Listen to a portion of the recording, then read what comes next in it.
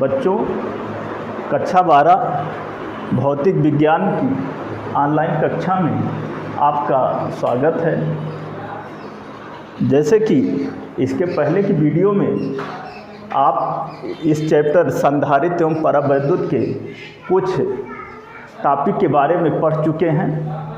इस चैप्टर के शेष और टॉपिकों के बारे में आज हम इस वीडियो में आपको बताने चल रहे हैं, जिसमें पहला टॉपिक है आवेशित चालक की वैद्युत स्थितिज ऊर्जा।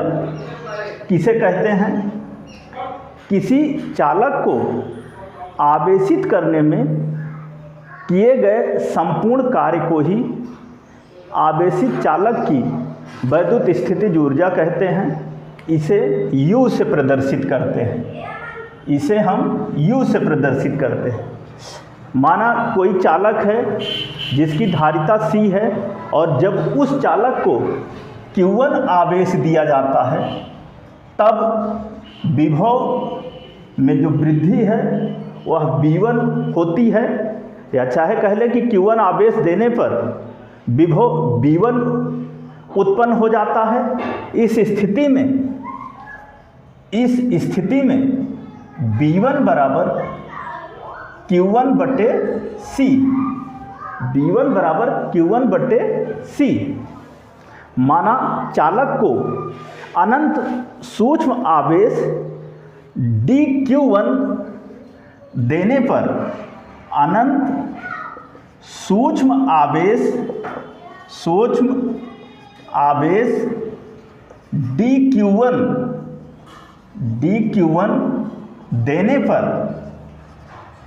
देने पर किया गया कार्य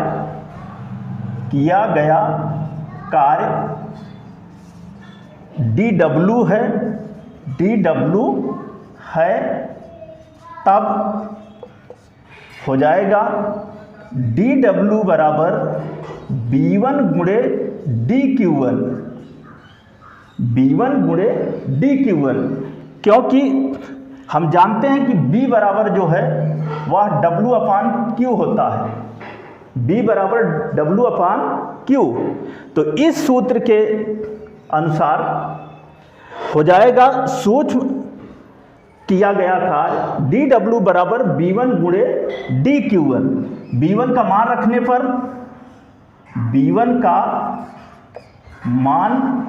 पर जब V1 का मान रखेंगे तो हो जाएगा dW बराबर V1 की जगह पर Q1 बटे C और गुणे dQ1, अथवा dW बराबर 1/C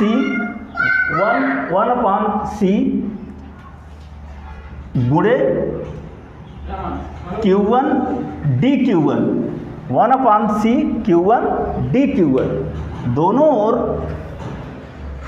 दोनों ओर समाकलन करने पर जो हमें प्राप्त हुआ dW बराबर 1/C गुणे Q1 गुणे dQ1, इसका हम समाकलन कर देते हैं। दोनों ओर समाकलन करने पर तो हो जाएगा इंटीग्रल dW बराबर integral 0 to Q 1/C Q1 dQ1, अथवा W equal to 1/C 0 to Q Q1 dQ1 हो जाएगा, अथवा W equal to 1/C Q1 का हो जाएगा Q1 बटे 2 इंटू dQ1 का Q1 और 0 to Q हो जाएगा, अथवा W equal to 1/C Q1 square बटे 2 और 0 to Q।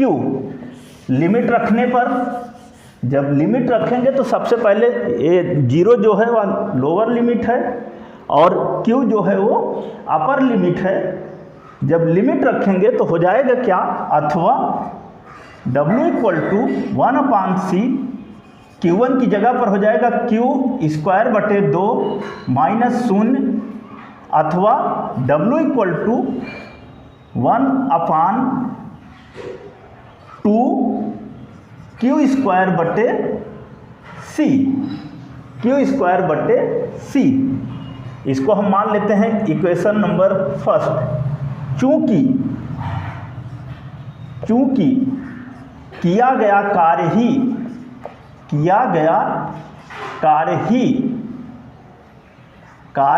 ही संचित वैद्युत स्थितिज ऊर्जा है,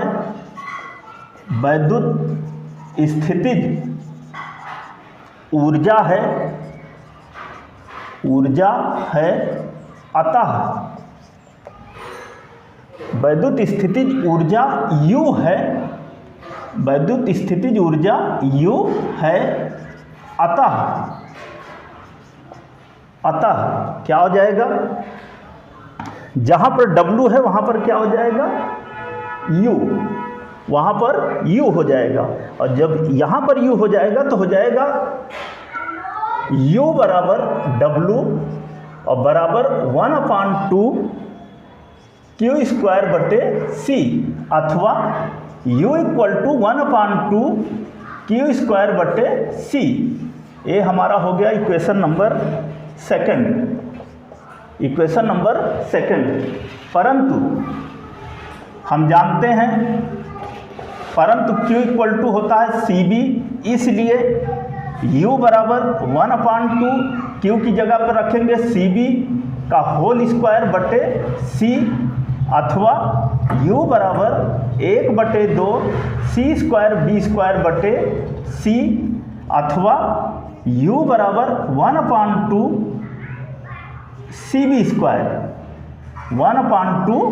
CB²।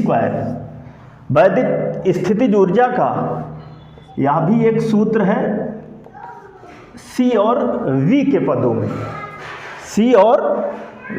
पदों में। बच्चों इसको ध्यान से देखिए और इसको नोट करिए।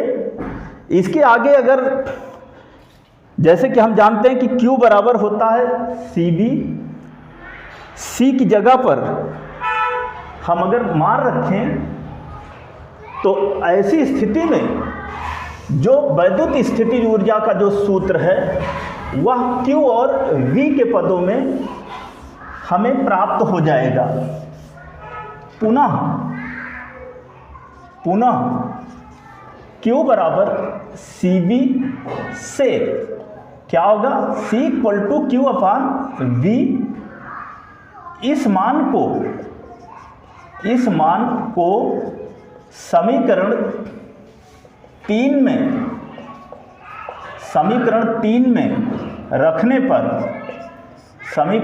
में रखने पर हो जाएगा U बराबर 1/2 C की जगह पर Q/V इंटू V² अथवा U इक्वल टू 1/2 V से भी कटेगा QV 1/2 QV। Equation number 4। तो देख रहे हैं कि वैद्युत स्थितिज ऊर्जा का एक सूत्र जो है Q और C के पदों में प्राप्त हुआ, एक सूत्र जो है समीकरण 3 के अनुसार C और B के पदों में प्राप्त हुआ, और समीकरण 4 के अनुसार वैद्युत स्थितिज ऊर्जा U का जो एक सूत्र है 1/2 QB Q और V के पदों में प्राप्त हुआ। तो ये था हमारा आवेशित चालक की वैद्युत स्थितिज ऊर्जा। इसके आगे का अगला टॉपिक है दो आवेशित चालकों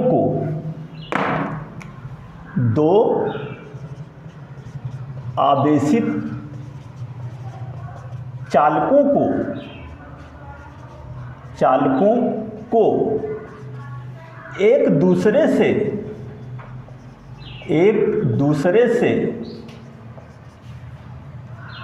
संयोजित करने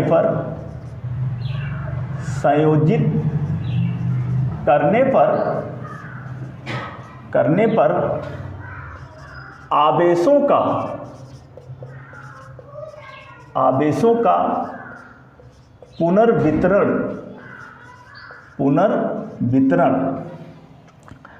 दो चालक हैं, जब उनको हम आपस में जब संयोजित कर देते हैं तो आवेशों का पुनर्वितरण कैसे होता है, यही हम यहाँ पर आपको बताने चल रहे हैं। मान लेते हैं कि एक चालक हमारा है ए और एक दूसरा चालक हमारा है V। एक चालक हमारा A है और दूसरा चालक जो है वो V है। इस पहले चालक की जो धारिता है वह C1 है और दूसरे चालक की जो धारिता है वह C2 है। जब इस पहले चालक को Q1 आवेश दिया जाता है तो इसका जो विभव है वह V1 हो जाता है, और जब इस दूसरे चालक को Q2 आवेश दिया जाता है तो इसका जो विभव है वह V2 हो जाता है। हमने कहा कि दो चालक हैं, पहले चालक की धारिता C1 है, दूसरे चालक की धारिता C2 है। जब पहले चालक को Q1 आवेश देते हैं तो इसका विभव V1 हो जाता है, और दूसरे चालक को जब Q2 आवेश देते हैं तो इसका विभव जो है वो V2 हो जाता है।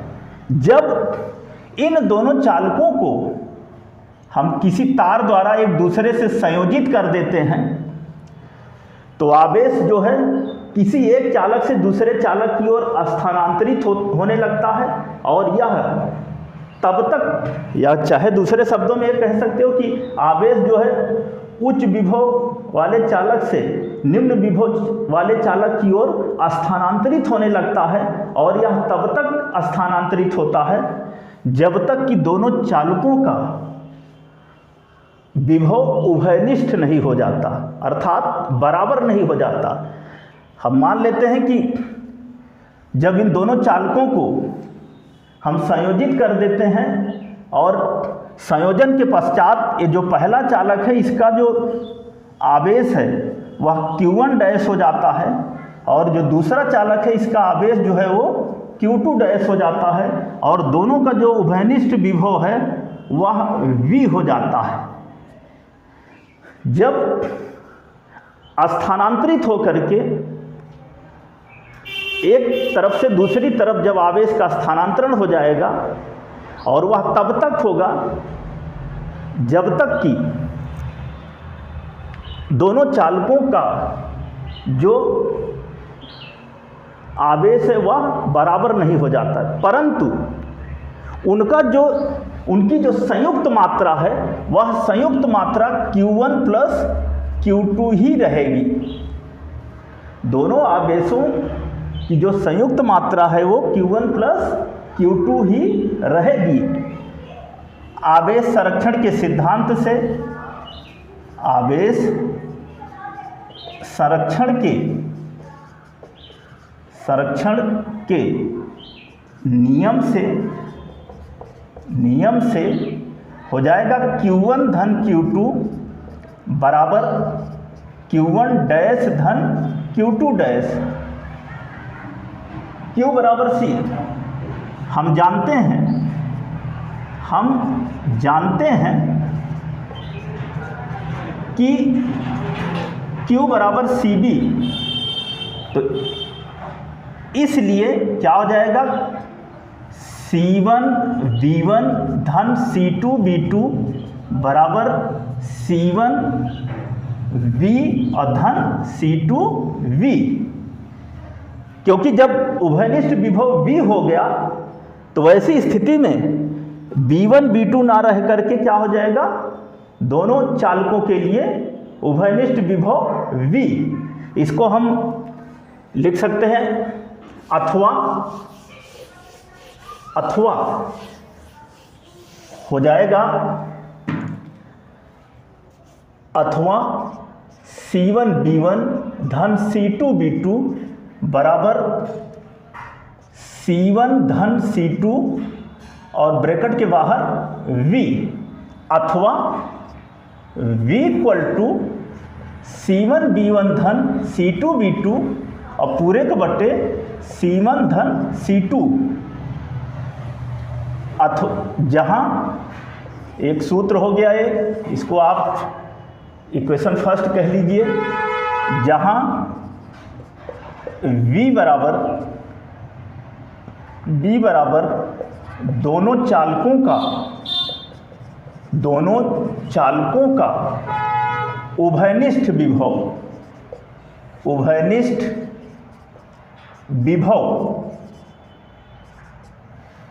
b बराबर C1 B1 धन C2 B2 पूरे बटे C1 धन C2, और हम जानते हैं कि C1 B1 equal to Q1 और C2 B2 equal to Q2। यहाँ लिखेंगे कि परंतु C1 B1 बराबर Q1 और C2 B2 बराबर Q2, इसलिए उभयनिष्ठ विभव V बराबर हो जाएगा Q1 धन Q2 और पूरे के बटे C1 धन C2। यह भी दोनों चालकों के उभयनिष्ठ विभव का सूत्र है। बच्चों, आप इस वीडियो को ध्यान से देखिए और जैसे मैंने आपको बताया है उस पर ध्यान दीजिए और समझने का प्रयास कीजिए, आपको अच्छी तरह से समझ में आएगा। इस चैप्टर के और भी जो टॉपिक हैं उसको हम आपको अगली वीडियो में बताएंगे। धन्यवाद।